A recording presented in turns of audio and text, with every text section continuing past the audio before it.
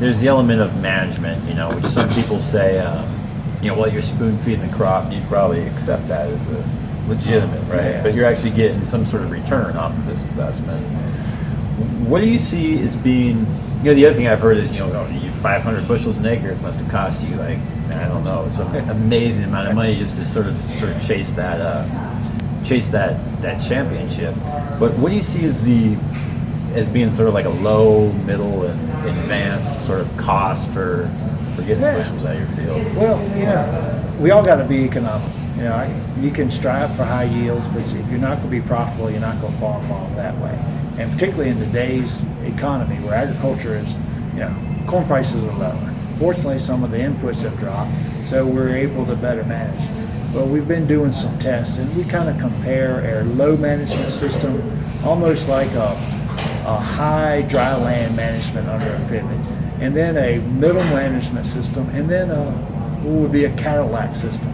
And one of the examples, and I remember these numbers real well, our low management system where we had decent yields, low inputs, we were harvesting our corn, and our bottom line less rent was about $2.52 a bushel to grow that crop.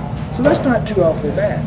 So, and we still had, maybe decent yields. Then our middle management system cost me $2.82. So we were about 30 cents a bushel more. Our yields were significantly higher.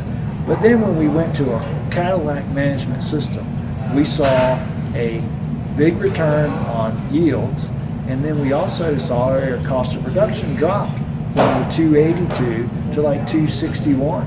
So we were just a fraction higher than low management, a lot more bushels, a lot more potential gross income. A lot more money. So it's just, you got to follow through with it. Yeah. If you go halfway, you're not going to get the complete results that you want. Then your cost of production is going to go higher. So sure, if we want to talk dollars per acre, them numbers would be tremendously high on some of these high input crops. But look at dollars per bushel, and man, it's not too awfully bad. You just got to follow through with it. Okay, so I got to make a pitch here for a minute for Genesis Ag because they're paying for me to actually be here in Idaho. If you send an email to programs@Genesis Ag, you'll get an email back with a link to the low, medium, and high corn program that Genesis Ag recommends. And that's not going to be all of David's program. That's going to be what we recommend. And David, I can edit this out later, but you did say that if guys had a question, they could contact you directly. Yeah, You're gonna have a lot of people ringing your phone here in a minute. Well, they got to find my phone number first. Okay. So there's your task for the day. Find David's contact information, or come out to one of these talks. He does a lot of talks in the winters when things aren't popping up in Virginia, but you are getting close to planting. Yeah, we're about a month away, so we're not too awfully close. I got a corn planter all tore up, waiting for me to get home and put it back together. Good deal. All right.